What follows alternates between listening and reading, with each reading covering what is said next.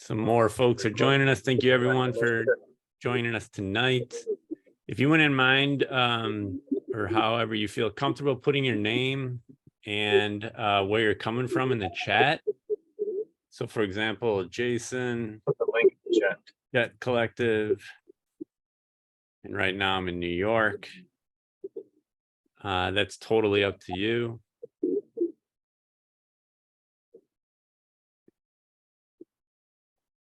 Shane would like this kind of show. Baltimore. No idea. Yeah, I was gonna write that. And if you want to mute, some of you are coming through your background conversation. Leanne, Southern California. Hey, Leanne. So we'll get started in another minute or so. Tim in the belly of the beast. Oh boy. God. Back in the day, is that my? I think maybe. This is great. Bill in Philadelphia. So Jacques, 30 more seconds. We got a couple more people joining us still. Vermont, Belgrade. Holy shit. Amazing. 30 in the morning, keeping it strong. Yeah, right. Wow. Thank you for Right, joining us. that's I right. hope you have some good rakia with you or something to keep you awake.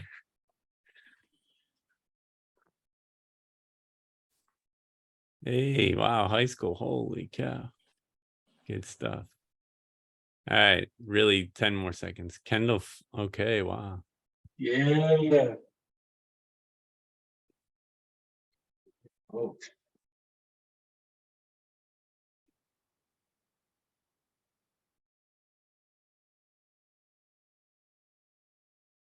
All right, let's get started. I'm going to do a real brief introduction, and then I'm going to turn it over to Jacques. And once again, it's a pleasure to have you. My name's Jason. I am in New York right now, but I live in Philadelphia normally, and I do political organizing for the Debt Collective, particularly around political education. And I'm one of the coordinators of what we call Jubilee School, which is an event that you're at right now.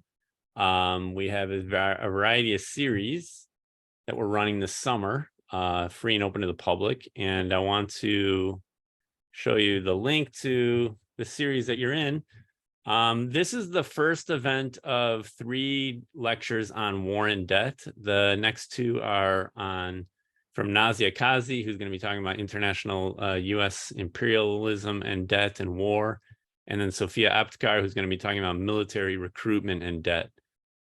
So as you can tell, you know, the Debt Collective, obviously, we're pretty well known for student debt, struggle, et cetera, but we also do a lot of activism around various types of debt abolition, whether that be housing, whether that be medical, et cetera. And one of the things that we always say is that debt gives us a window into the ways that racial colonial capitalism works.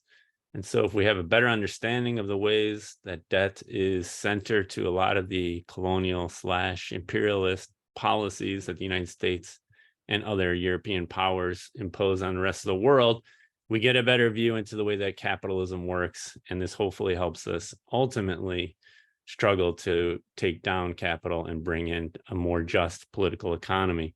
So we are here to discuss the various ways tonight in which Ukraine, the war in Ukraine, is at least in part a debt issue. And so Jacques Laroche, a longtime Debt Collective member, is going to lead us through some informative slides on this. There's going to be periods for dialogue and discussion, and we hope to be here for around an hour or so. Just kind of goes without saying, but a couple things. If you prefer to remain without your camera on, that's great. It's always good to see people, but if you want to do that, that's fine. If you're not speaking, if you could kindly mute yourself so that we don't pick up backup noise. And one thing that is important to say, if you want to make a comment, I'm going to type this out. Please type the word stack in the chat. The other thing that could work is if you raise your hand, or on the Zoom screen. So sometimes though I miss that. It's easier to keep track if I see the stack in the chat. So you can try one of those two ways. And that's a way where we can keep track of who'd like to make some comments and or questions. So there's some moments where Jacques has built into his presentation some moments for questions and dialogue. So we ask you to hold some of your questions and comments until those moments. And then at the end of the presentation, Jacques will be able, or we're going to have a discussion with everyone. Sound good? All right. Jacques, it's all you, my friend. And Reggie, if you could mute, that'd be awesome. All right. Okay. Go for it, Jacques. Super awesome. Thanks y'all for coming. I really appreciate it. Lots of familiar faces and all that good stuff. So welcome to the new iteration or the new section of the Jubilee School. Now, okay, why Jubilee? Jubilee is an old term, a religious term, right? A wiping of the slate in terms of debts. Debts should be canceled in a Jubilee. And then a new beginning can arise for everybody. So that's why it's called the Jubilee School. I wanted to throw that in there. Okay, so the talk is Ukraine, bought and sold, international finance and war. I hope you all can hear me. I've got an interesting setup. This isn't my usual workspace. So I'm going to try to focus right in on you and look right at virtually. So I'm going to cover a lot of topics in this talk, okay? And because of that, in an effort not to make this too data heavy, I'm going to add a couple of breaks to give us some breathing room and time to reflect on the things that we covered. And before anything, I just want to be super upfront that what my thesis here is that the war, that this is a proxy war that's being used as a way for international financial actors to convert an entire country into a capitalist bonanza.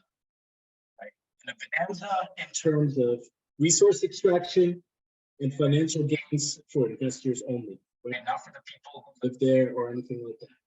So, right, to be clear, there are obviously geopolitical aims that are also at play here, right? And that's fueling this tragedy. But for this talk, I'm going to be focusing my vision on how this coercive power of debt and finance are being used to fuel the kind of like a shock and awe operation version 2.0 to your Pinochet's Chile and post-Saddam's Iraq. They ain't got nothing on this side. And that's what we're going to see. So this presentation, let's talk about the structure. The presentation is going to be divided into 3 sections so we know where we're going before we're going. Hold on, Jacques, 1 second. Let me pause. Can you, yeah, because I think your mic needs to be closer. It's a little bit harder to hear you. So either take off the headphones and or put your mic closer because it's hard to hear you. In front of the laptop, I can't. Can you all hear me any better now? Is this better? A little bit, but.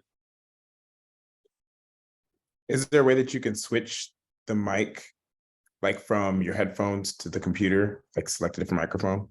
My mic's not in my headphones, it's on my laptop, and I'm right in front of my laptop. There's not much I can do other than this for this setup for some reason. Can you hear me okay? Is this good if I talk super, super loud? It's better, but it's not ideal, but it's better. All right. You know, there's one thing that I've learned in organizing is that not everything goes exactly the way that we want things to go. Not everything goes as planned, and we got to roll with the punches and try to do the best that we can. So hopefully you can turn up your volume on your end as much as possible. We'll fix things in post-processing so that the video that goes out, people can actually hear maybe a little bit better. But you know, my face is dug up right up into this laptop, and I can't really see what more to do. We try to do this before the thing started. So let's talk about the structure of the talk. The structure is going to be, we're going to divide the presentation into 3 sections, followed by brief closing remarks and hopefully question and answer and all that. So the 3 sections that we're going to do, right? We're going to look at, we're going to look at debt. Scroll down. Look at the debt and the financial history of Ukraine and the surrounding region to get a kind of context, a better context of what's going Second section, we're going to look at how a country, namely Ukraine, has been transformed into basically a lucrative investment opportunity. And in the third section, we're going to look at the price tag for this whole proxy war, right? All the money that's associated, money that's flowing from different places from the United States, from Europe into Ukraine, and just dig into that and see what that means and have a little bit of a chat about all of that. So just 2 points of information before we continue as well. Because this is super data heavy, there's going to be a lot of sources because I want to cross my T's and dot my I's about what I'm doing. And every slide you'll see the sources. The second point of information is if you want this slide, it will be made available probably via the Debt Collective's debtcollective.org website on the page that's associated with this talk. So you can find that after any supporting material. So with that, let's do this. Let's get into this. And we're going to start with part one, the financial aspect of this. Okay, hope you all are ready. The first part is the heaviest part. It gets lighter as we go along. So let's get an overview of what's going on here, right? Ukraine has currently roughly $305 billion of national debt, right? To put this into perspective, so Ukraine's GDP is roughly 183 billion. And the thing about this stuff, let's define terms. I don't want to like go run off and people are like, yeah, not everybody understands. What's national debt? What's GDP? I've never heard that. Whatever, that's all good. So let's define our terms and then move forward. National debt. National debt is the total amount of money that a country's government owes its creditors, both domestic and foreign. It's the cumulative amount of money that a government has borrowed over time to finance its operations, pay for the programs and services that it runs, all that stuff. Look, I'm also a big fan of Emma Goldman, right? Speak plainly in the people's tongue, no jargon, plain speak, right? What is this? What are we talking about with national debt? This is how much money a country owes. let's just speak plainly, right? GDP is the gross domestic product. It's the total amount of money or market value that all finished goods and services produced within a country, right? That total. And again, plain speak, this is how much a place is worth, right? How much money they have. So what we're seeing here is that Ukraine owes its creditors over 166% of what their GDP is, right?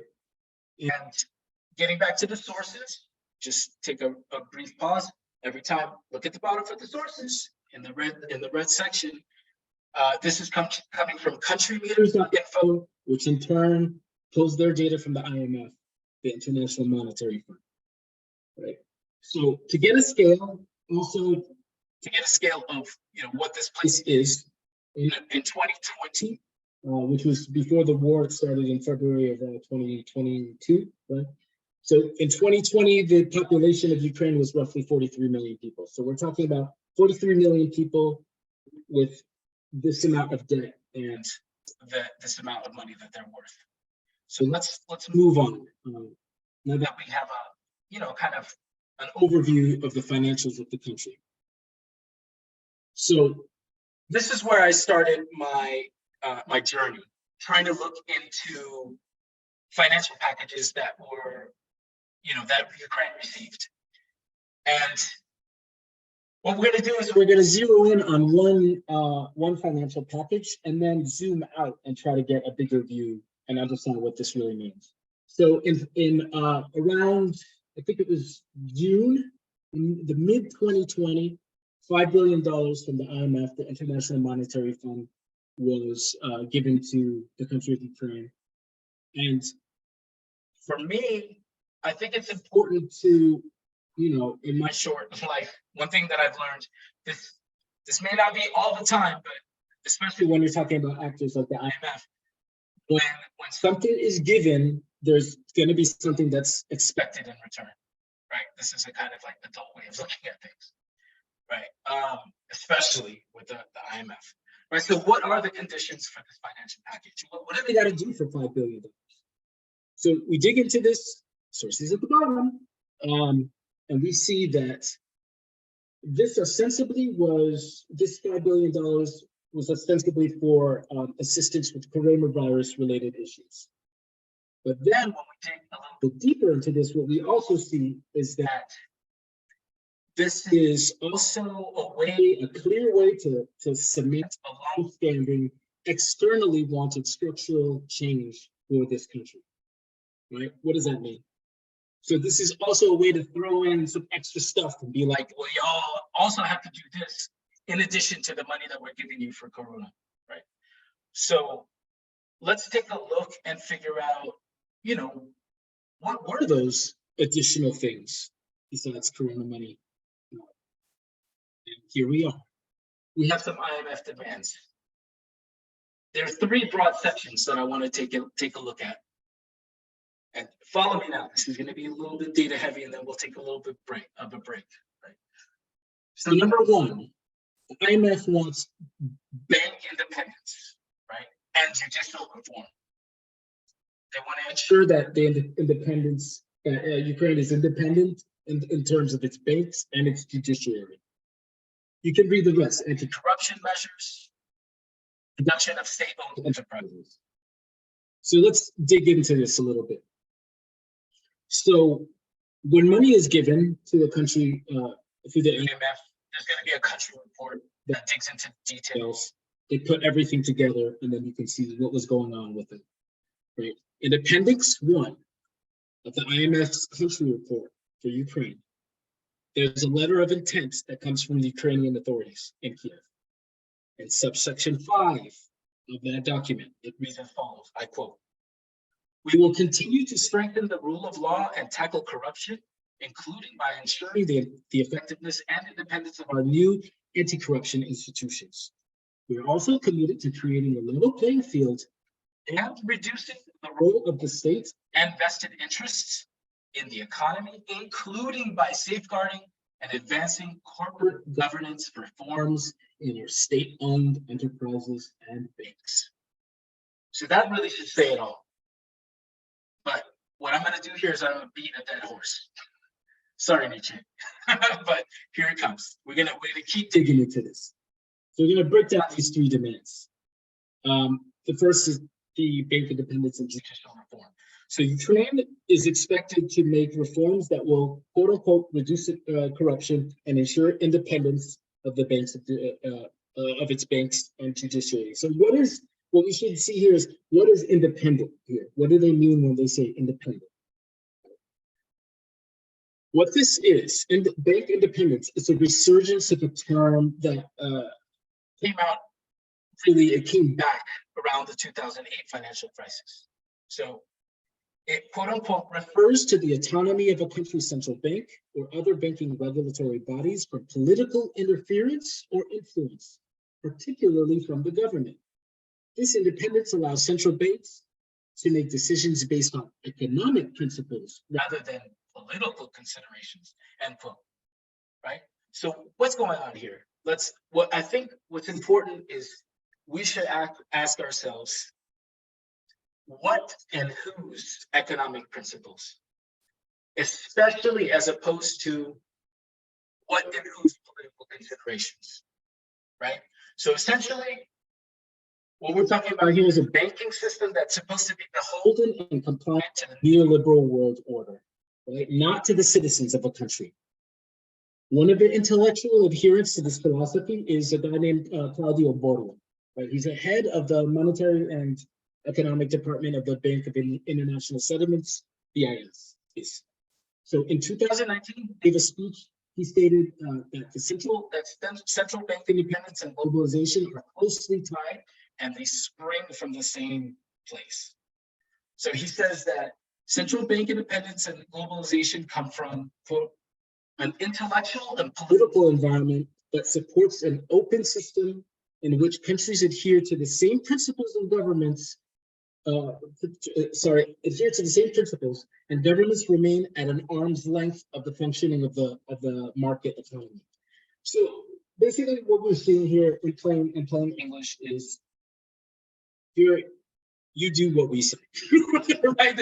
Your banks are not your banks. You have to follow some rules from the outside. Your judiciary, your bank, your court system it needs to be beholden to something that's outside of your country as well.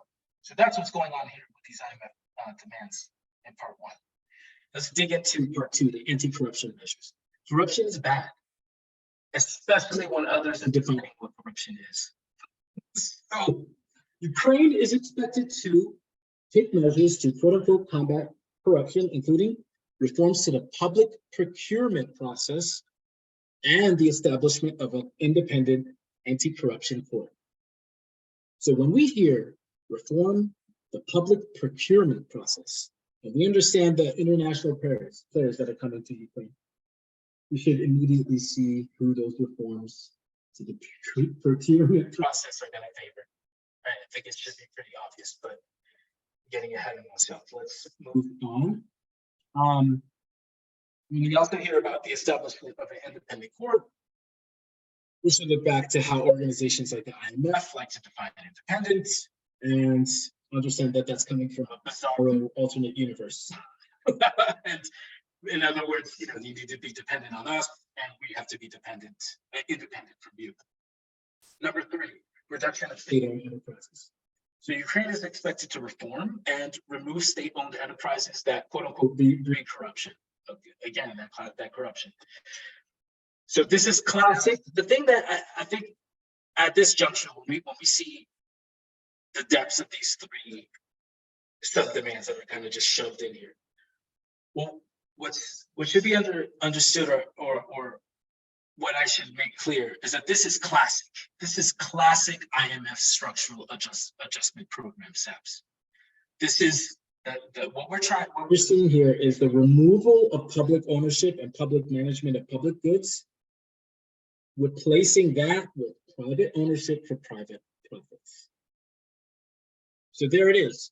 We zoom in, we see one chunk of money, $5 billion that's given to this place. We see all of this extra stuff that's in there, although it's ostensibly for coronavirus related stuff. And now let's just take a quick peek and look outside, take a zoom out and see what's going on in the region.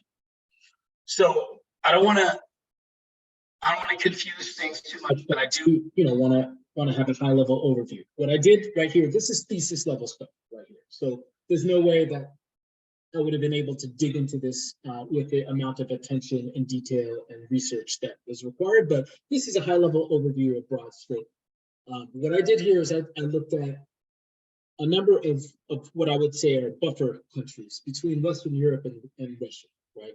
We're talking Estonia, Latvia, Lithuania, Poland, Czechia, Czech Republic, Slovakia, Ukraine, Moldova, Hungary, Romania, Serbia. Yes, it was part of Yugoslavia, but this still applies when the breakup or the destruction of Yugoslavia happens and you have a bunch of statelets that are powerless. Anyways, Bulgaria, Turkey, which is Turkey, and Georgia. These are the places I'm zeroing in on from 1990 to 2021, roughly a 30-year period, right? So what I did here is I tried to find out how much money did each of these places receive in terms of financial sources, which are sources at the bottom. IMF, the International Monetary Fund, we're looking at the World Bank, the EBRD, which is the European Bank of Reconstruction and Development, the EU, and the good old USA, United States of America. So we're looking at when those places provide money, right, to these countries. And what we see here real fast, I look at 5-year increments across the top. The top 4 places that get money are shown there. You see red X's where places did receive money for that time period. All good. The big thing to look at here is right under that top chart, you see country total, and you see the top 4. Poland, number 1, then Ukraine, then Turkey, and Romania.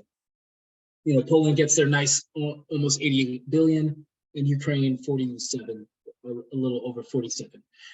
So over 47 billion received in 30 years. And what's interesting also about this is in the last, the last like 15, 20 years, whatnot, the the amount of money entering Ukraine is it's starting to rise up. So what's important to understand here is, we took that sharp zooming in and saw what was associated with $5 billion, what was expected of a place for $5 billion. Then when we zoom out and we look at all of these places and we see all this money that's received over this long period of time, we have to ask ourselves that first thing that I said at the beginning. When you get money, especially from these sources, what are they expecting from you, right? And hopefully that is, I've painted a picture that makes sense for y'all. And let's move on. With that, that's a lot of data, we're talking, so we want to take a little bit of a pause, and we want to have a little question or thought. You guys can, I don't know how long we want to pause. Y'all can jump in on that, Jason or who else. But if you guys have thoughts and questions or anything that you want to say regarding this, throw it into the chat. And when we come back, when we start up again, we'll pick up some of those. So my question here is, if this is an existential threat as presented to us, right? And Europe and Western Europe, but unfortunately including parts of Eastern Europe, are such besties, including the US, with Ukraine, then why aren't they just eliminating that debt? Like in the first slide where it started the exploration, we saw that 5 billion.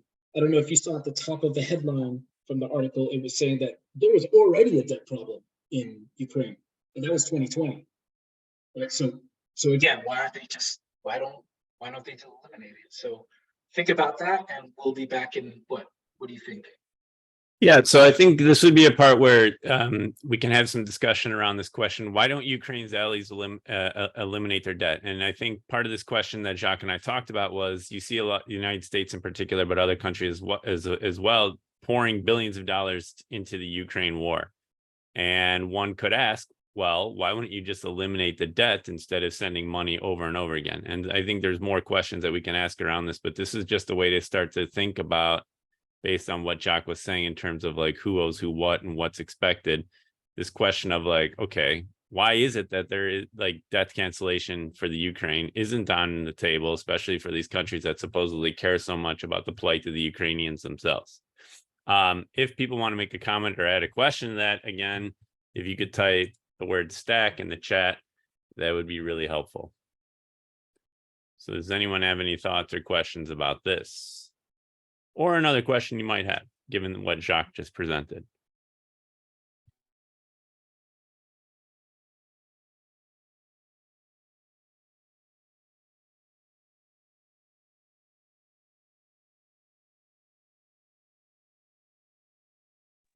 Yeah, Max, go ahead.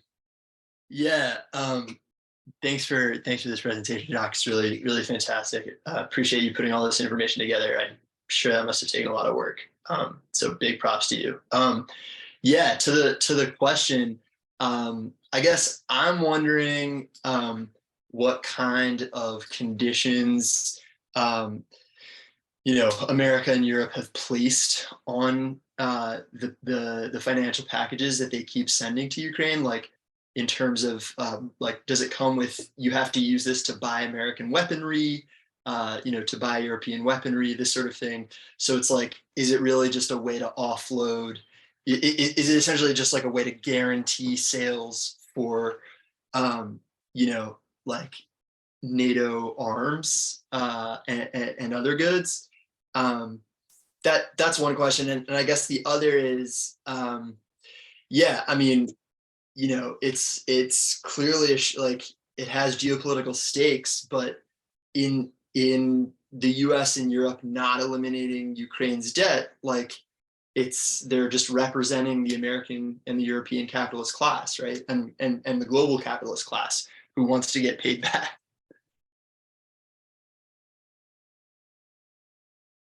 With interest. Yeah.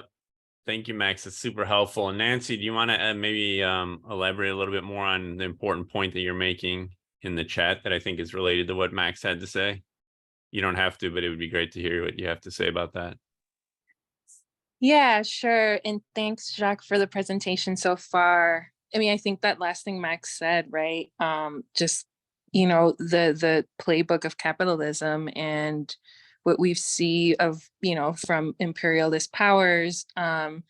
And yeah, it's just, in this historical context, it's just another tactic in this playbook, so they can continue their power and domination globally. Yeah, I guess I want to add one thing to this conversation too, that it reminded me a little bit of World War I, when, the United States had to pick a side of what side of the war would they enter in. And part of the reason they entered on the side that they did is because they wanted to make sure that their allies that they loaned money to didn't lose the war, and they couldn't get paid their loans back. And so one question you might ask, yeah, exactly, Ivan.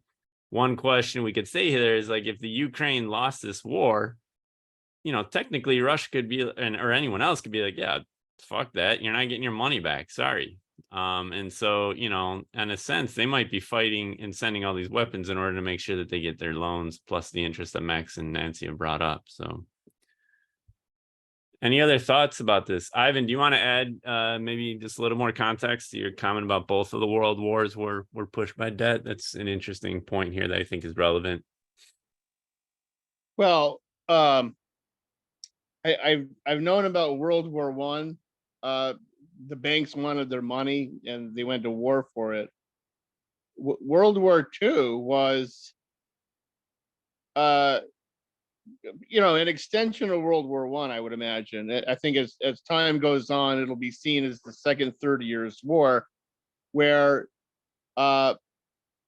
Germany was in heavy debt for the reparations that existed, as we all know, and that created the conditions. They would print money to satisfy it. They were really when they wanted to squeeze the orange till the pit squeaked, and that pushed Germany into an inflationary period where it helped give rise to what they had. So that's probably known. I'm probably stating the obvious here, but that's what came into my mind. This is super helpful. Jacques, do you want to keep moving us along then in part two of the conversation, and then we'll have another moment for conversation, and then open it up at the end? Definitely, I appreciate all the comments. Very, very thoughtful and insightful. And I'm looking forward to the question and answer session at the end. So let's continue. Everything is going to get easier from here. So part two, to sell a country. Things are for sale, baby. All right, here we go. So this is where we start. Ding, ding, ding. Ukraine is open for business. It's a sell-off of epic proportions. What are we looking at here? Can you see my mouse? Yeah. Okay, cool. So on the right side, we have a screenshot from advantageukraine.com. Very amazing website. If you haven't, check it out. Put it in your bookmarks, because especially if you're an investor looking for some good rate on your return, this is the place to go.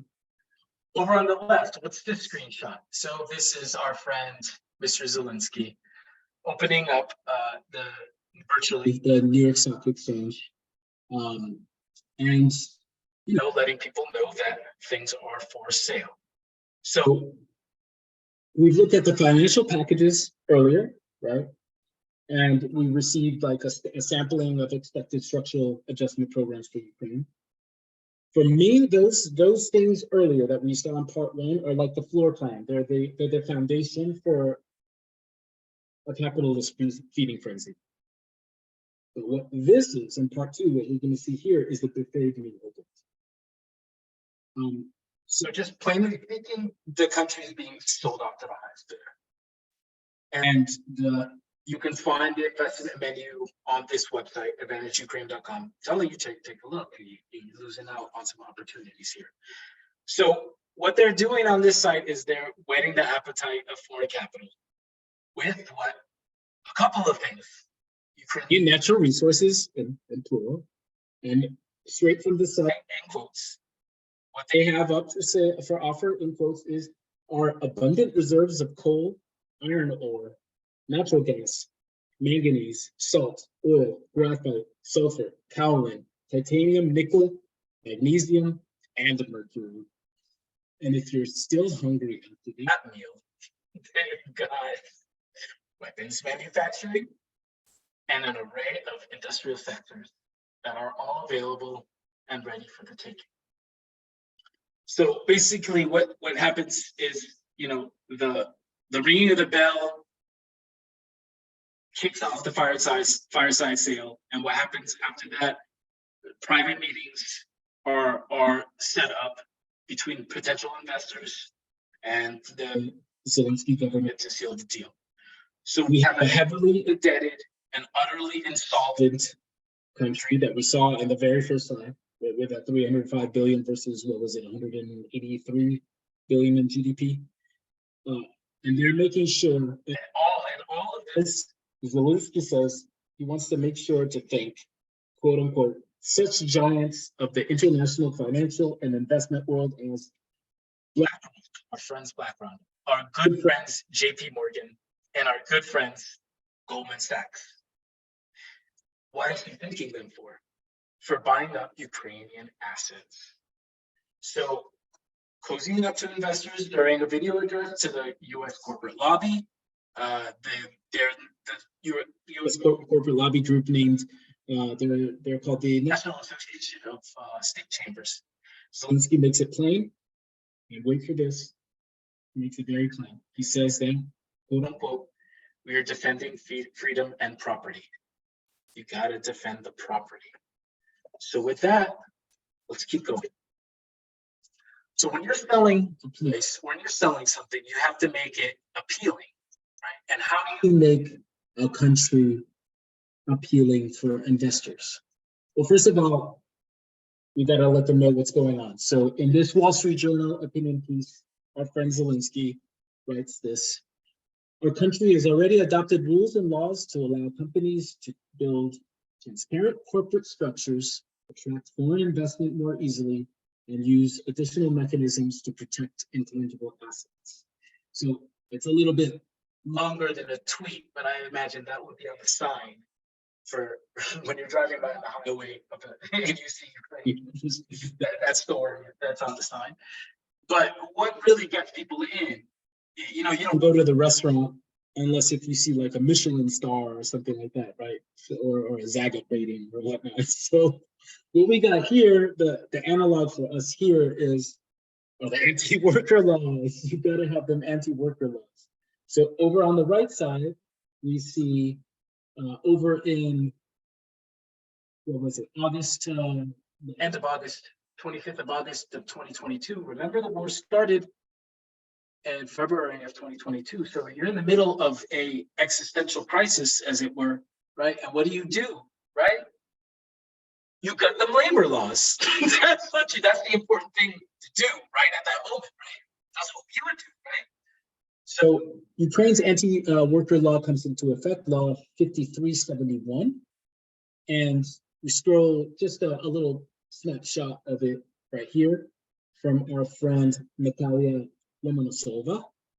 She's an analyst at a Ukrainian think tank called Shadows. And she says, this is what she says about these, the 5371 law.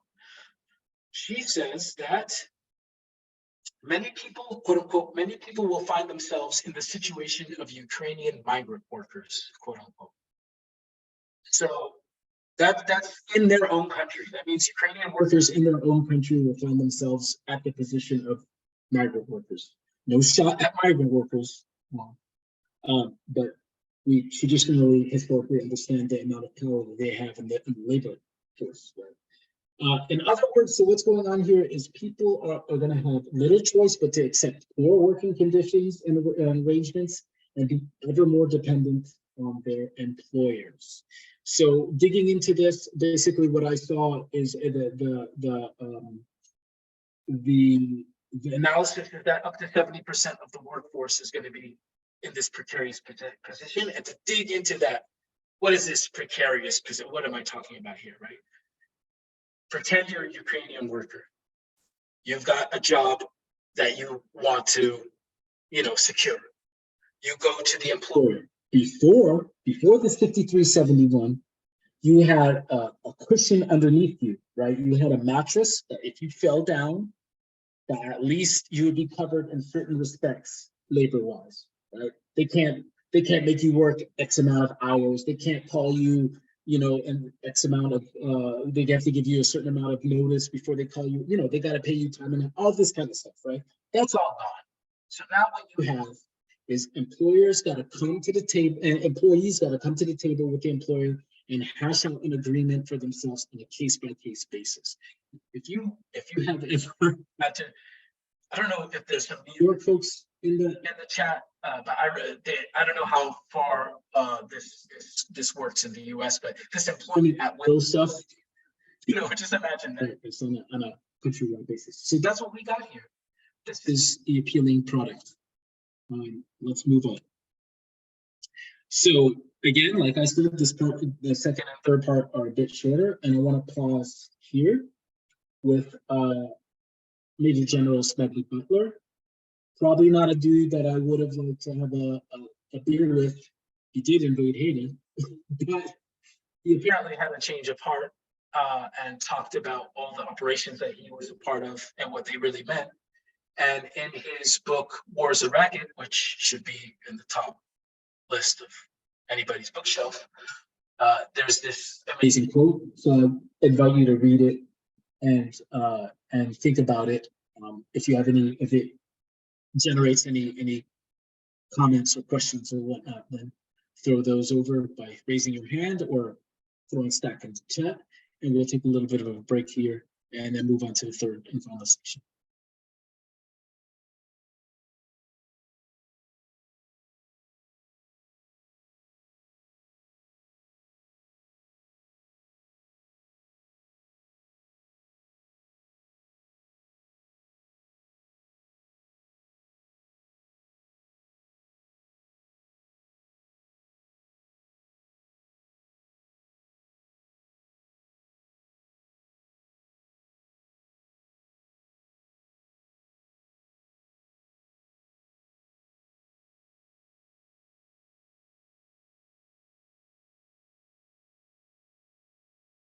Does anybody have any reflections they want to share on that quote or anything related to what came up in part 2 around the, gutting of labor laws, using war as an opportunity to turn profit for capitalist interests, etc.?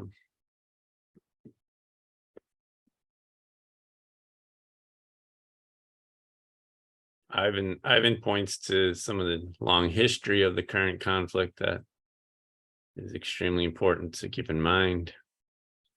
This was building up over a long period of time. Yeah, Russia was provoked. This is going Mhm. off. This is going off the.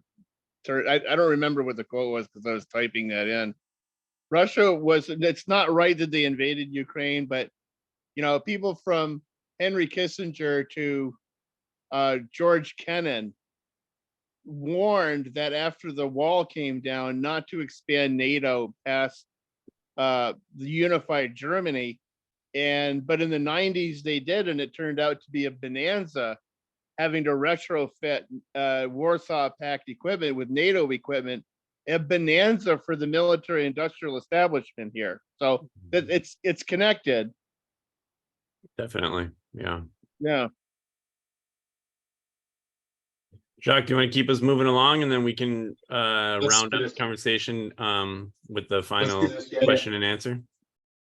100%. I mean, that's a great comment, Ivan. I tried to steer clear of that. I mean, I see all of that. It's very easy to study it and to find all that information if you're not looking at the corporate media, the mainstream media, whatever your political persuasions may be. You call it a different thing, but it's the same animal. You steer clear of that stuff and try to do a little bit of critical thinking. I think it's pretty easy to see that. I was just trying to focus on the debt part, but I would love to talk about that more a little bit in the question and answer section. And let's keep it moving. But yeah, you're 100 on point. Now 1 inch to the east, they went more than an inch. So part 3. Who finances the war? We finance the war. Do you have some money in your pocket? Can you send it to the war effort? I love this. Let's go. Okay, so here's the deal, folks. I've been working on this thing for a bit. I started early. I don't like to procrastinate. So when I first started, the number was 76.8 billion. The most, I try to get the clean sources, what you can verify, all that. That was 76.8. And it's probably high. We got black budget stuff. We all know about that black budget. It's worth everything that you see above ground. But moving right along. So then when I revisited this to just polish it up, it's 115 billion. That's from March. So it's a lot of money. Sources at the bottom. So that's from February 24th of 2022 to March 28th of 2023. The US has sent at least 115 billion to Ukraine, not for peace, not for squashing differences, not for stopping fighting. Let's keep on going. Let's see the other half of the equation. The other half of the equation, ding, ding, ding, is Europe. Europe, defined here as institutions such as the European Commission. We're talking about the European Council, the EPF, and the EIB here, not countries. If you just look at that, and you're looking at the year, you're looking at from January 24th of 2022 to roughly a year, to January 15th of 23, we've got roughly $40 billion that's flowed in for tragedy, right? And then in addition to this, we've got contributions that have come from the UK, from Germany, from France, Poland, the Netherlands, Norway, and more. So it's way above 40 billion. Let's move it right along here. So we see the amount of money. But because, sorry to my Belgrade folks and my other world majority people, just focusing in on, I think maybe a lot of folks here are in the US context. Focusing in on the US context, let's think about what can $115 billion buy? I mean, let's put up our adult pants and just really All think in about for this. everyone. A lot of things. So I'm gonna name one tiny thing, and then I want you guys to think about just how Ivan did. I want you guys to think about things and let's talk about it and really mull over it. Real quick, I looked up something. Doesn't mean this isn't the be all and end all. This isn't God's given plan right here. But I looked up just to get context. NASEM, the National Academies of Sciences, Engineering, and Medicine, they proposed some policies to reduce poverty in the U.S. by up to 50% in a roughly 10-year period. And then the Center on Budget and Policy and Priorities, they estimated that implementing that NASEM proposal would cost between $90 and $110 billion per year. So folks, what that means is that 1 year, there could have been 1 year of an effort with savings coming back to alleviate poverty in the United States by 50% for a 10-year in a 10-year period, and none of that happened. Right? So let's take a little bit of a breather and let you guys mull over what can, depending on your geographical location and preferences, what can 115 billion buy, or what can 40 billion in the European context purchase? And I'm gonna step back.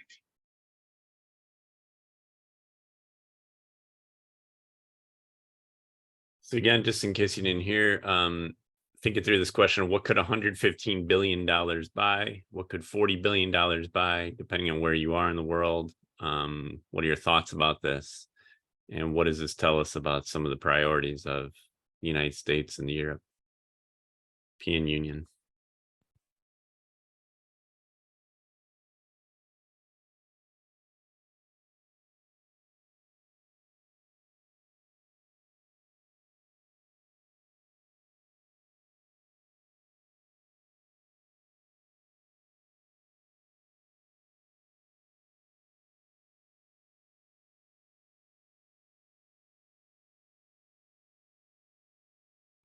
Go ahead, Phil, please. Yeah, I'm just really appreciating this, Jacques. Thanks for laying it out. Yeah, I mean, I guess I keep thinking about the Reverend Dr. Martin Luther King's commentary on the Vietnam War as you're presenting tonight, at least tonight, East Coast time, US. King talked about war as a cruel manipulation of the poor because they sent poor Black and white and Latino and people of all colors, races to fight war abroad, but at home they couldn't join arms, right? That they could link arms to kill Vietnamese, but they couldn't sit at the same lunch counter or stuff like that in this country. So so that's one thing that's coming to mind. But also he talked about how the bombs that fell on the Vietnamese villages also dropped on, the inner cities and hollers of this country, right? That it was a diversion of resource to the war abroad. So I guess what's coming to my mind is that the US state apparatus is really a hostile force when it comes to both, abroad and at home, the working class at home and abroad. I mean, we talk about US imperialism, but it's the US state that's waging war on the poor and working class at home and the poor and working class abroad. So those are some of the things coming to my mind. Super helpful. Thank you, Phil. Great context. Fantastic comments. Any other comments or questions Ivan had in there? And homelessness, I think there's a lot of things we could talk about here. Yeah. Jacques, do you want to bring us to the end and we open it up for a few minutes conversation after everything's wrapped up? Definitely. Let's keep it moving. Now, this is the last section. It's a little bit lighter than the second. So before that, though, I just want to do a quick pause but keep on going. Just insert this. I'm cheating here, folks. I have my comments and reflections at the end, but then I threw in this, so I get even more. But here it is. So I was just thinking about, we've seen in all these previous sections the money that's involved and the debt that's burdened on top of Ukraine, right? So I wanted to look at two different situations, two divergent paths. One in which Ukraine wins, quote unquote, whatever that means, and a second in which they lose, quote unquote, whatever that means, right? Because it's a many complicated thing.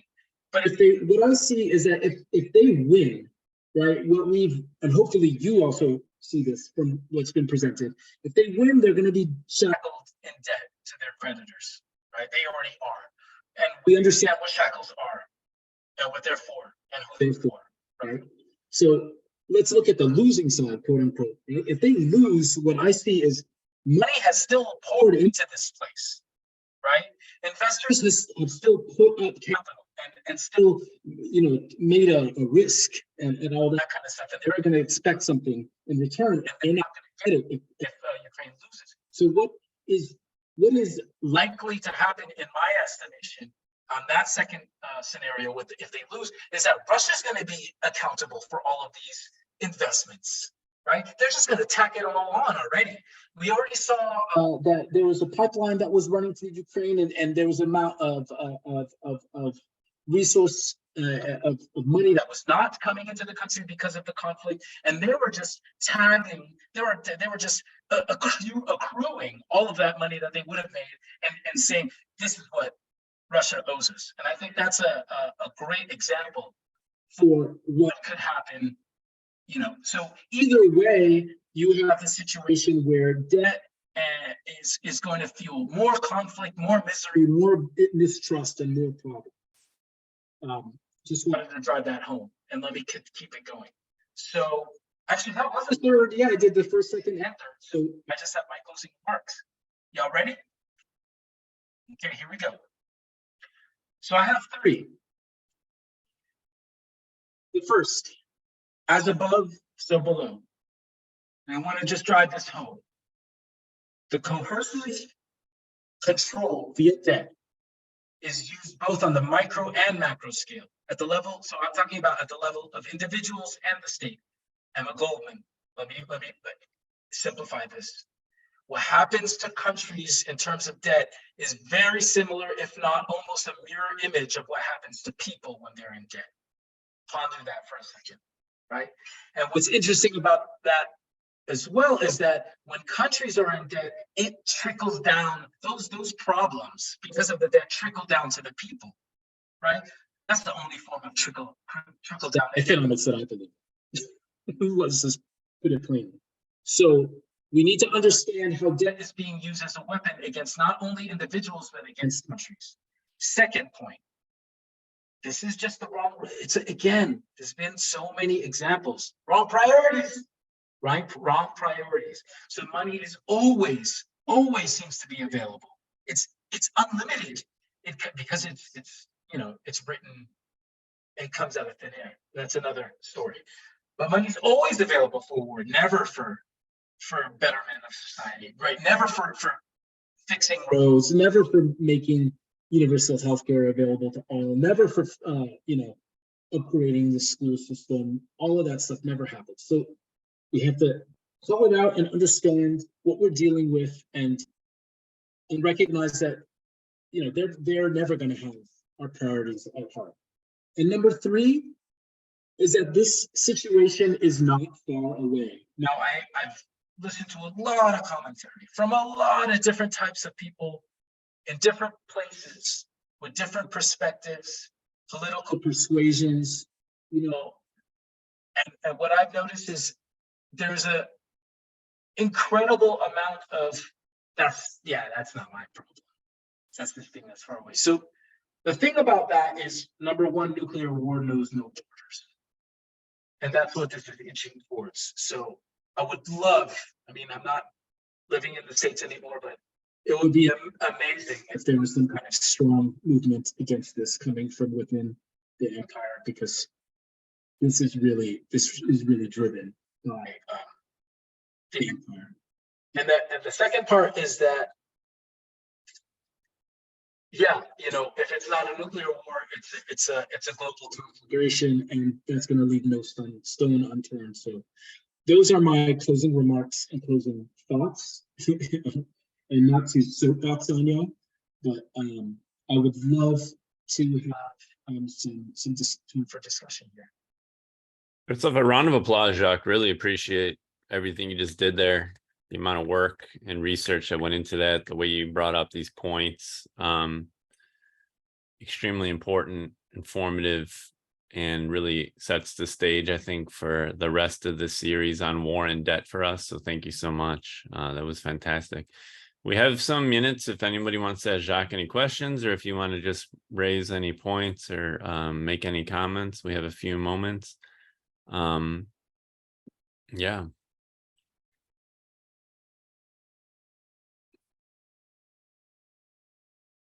And Ivan, I appreciate your point about the ways in which this is deeply tied to capitalism. And as I said in the beginning of the talk about what we're really trying to do here is get to the bottom and the roots of racial colonial capitalism and how it functions.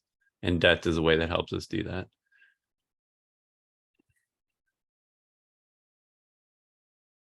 Jacques, one thing that struck me, and I don't know what other people think, is just I think throughout this that you show clearly how there's this power relation in regards to debt, that the debtor owes the creditor, and I think you made that really clear in the question of sovereignty, and how Ukraine and other countries that are massively indebted really don't get to control their own country and goods, and how this is a purposeful program of like throwing, and this happened after the colonialism.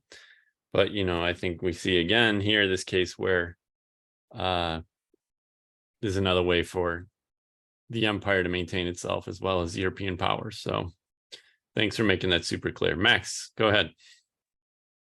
Yeah, thanks again for putting this all together and creating this forum. I guess I have two comments. One is about the West as creditors. And the institutionality of that, and the other is about the justice or injustice of the war. I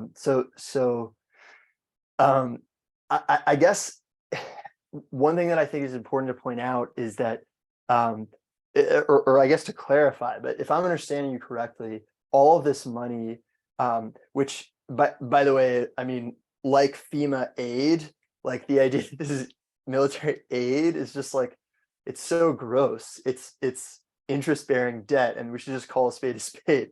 But anyway, I think it's important to point out that it's sovereign governments that are lending this money, governments that are themselves in debt. So like Goldman Sachs, JP Morgan, they could lend this money directly, but instead, like the United States, for example, borrows the money from them, which is to say it borrows from the rich, and then like re-lends it, in this case, to Ukraine, right? So there's this like pass through. And what's interesting about that to me is that it means that you like tie up the state itself in having a financial interest in perpetuating this war, first of all. Second of all, it's a layer of risk protection, because if Goldman lends directly to Ukraine and doesn't get paid back, well, they're shit out of luck. But if the United States lends money to Ukraine and doesn't get paid back, well, Goldman is still owed money from the federal government, right? So it's a layer of protection. I guess the second thing that I want to bring attention to is I think that this critique is extremely important, and I think critiquing American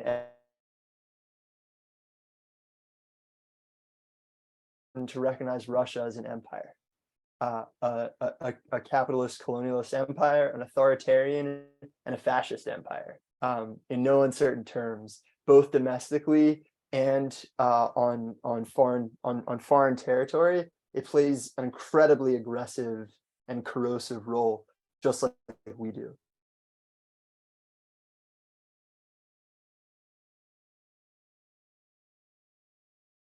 Max has frozen on us. Max, you did froze there. I I think we froze? caught the end of that, but yeah. Okay, no worries. The point is, I'm just saying, it's not as simplistic as like there are two sides to this. Mhm. But I think that it's important to both resist the terms on which we are being drawn into this war and perpetuating it, and also to resist Russia's actual waging of the war. Super helpful, Max. I appreciate all the analysis you just packed into like 1 minute there. That's impressive.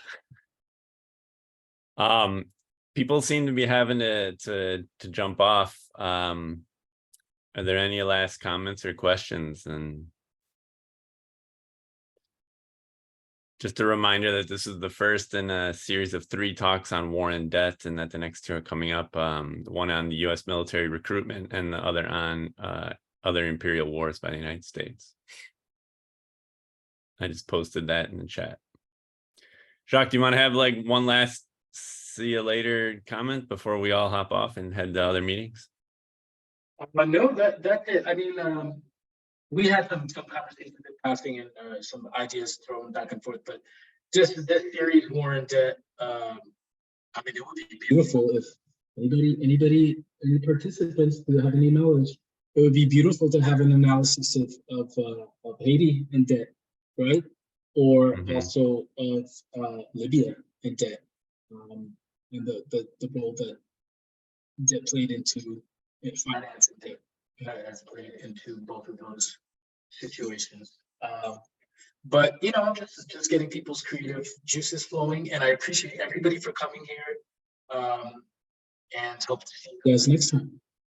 Thank you so much, Jacques. That was really fantastic. You and I will connect. I got to hop to another meeting, but thank you everyone for coming. Hope to see you at future events.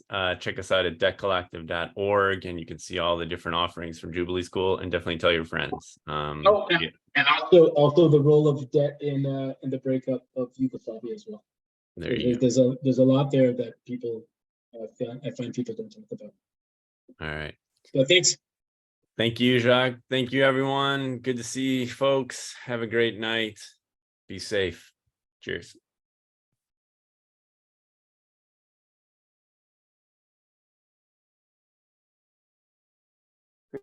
Max, you still there? No.